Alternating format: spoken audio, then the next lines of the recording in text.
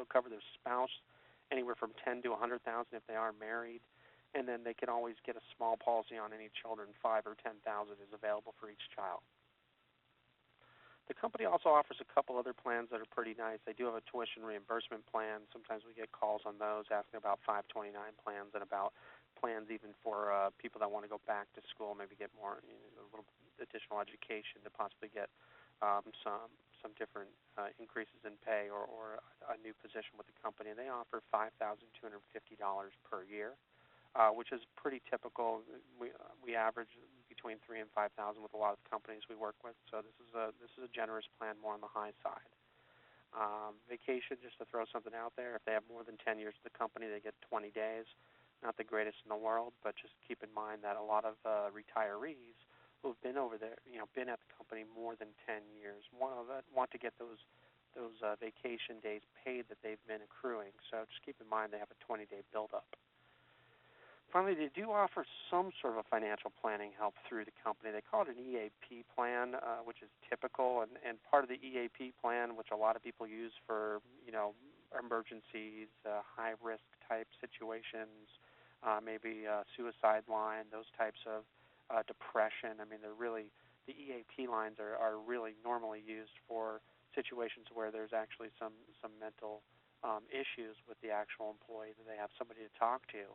But they also offer financial consultation, and it's part of their summary plan description that describes that they do offer financial consultation through this particular EAP program. It's not going to be anywhere near as good as what we could offer them, but they know that it's out there. And if you hear that, well, I can get financial consultation through EAP, you want to simply tell them that that's a basic consultation. They might help you with your cash flow, your monthly payments, but they're certainly not going to help you with your investment breakdown or do a retire kit like we could do. And they're certainly not going to help, give you advice on life insurance and long-term disability and long-term care policies. So just keep in mind that they really don't have a good program when it comes to financial consultation. Finally, for some of the higher-up executives, they do have restricted stock units, RSUs. Those normally have 2-year vests on them, and those are taxable in the year they vest, which a lot of people don't know. So many people who do understand RSUs will actually have them vest and sell them right away, but some of the higher-ups are going to have restricted stock units that will obviously increase their pay for those particular years. And they also withhold it at 25% tax, so technically there might be a refund in many cases for the years for lower tax bracket employees. But keep in mind, this is an opportunity to roll those RSUs in some cases once they vest, to possibly have them sell those RSUs and invest them in a brokerage account in different breakdowns of mutual funds and bonds. So we will see an opportunity as the stock price moves up and as energy prices move up, which they are. There could be big opportunities here with people who have a lot of RSUs to roll those dollars into brokerage accounts and turn around and actually invest those, in the brokerage accounts versus the IRAs.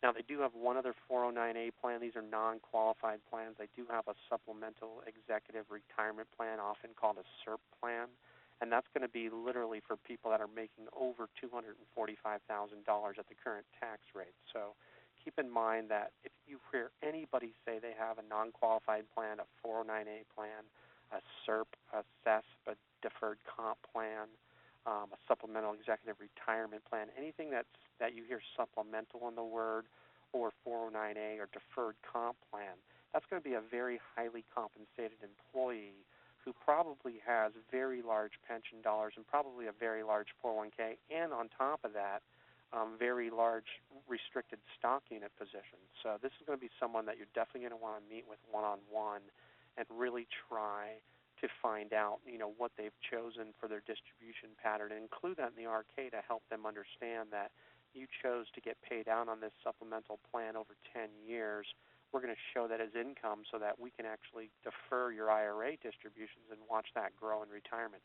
And that's when we really can do some good planning for them to show them the value of these supplemental plans the company offers them, and how that will actually allow their qualified plans to continue to grow. And that extra 5 or 10 years of growth where they don't have to touch their qualified money, can actually show a double. Rule 72 says anywhere from 7 to 10 years you could see a double in your IRA account. So someone who retires with $500,000 and has a supplemental plan to carry them through, plus Social Security, maybe an old pension, maybe a spouse pension or partner pension. If they can actually wait 7 to 10 years to touch their IRA because of these supplemental plans, they could possibly see that account double in size, and that will certainly make our job a lot easier when we're trying to create cash flows for them for the rest of their life. So again, we've gone over kind of the highlights of what I think are the most important keys to know for Sempra Energy today. And as I learn more, I'll put together some more spreadsheets and some additional PowerPoint slides, and we'll continue to move through them. All right, everybody, thank you for joining me today. Have a great one.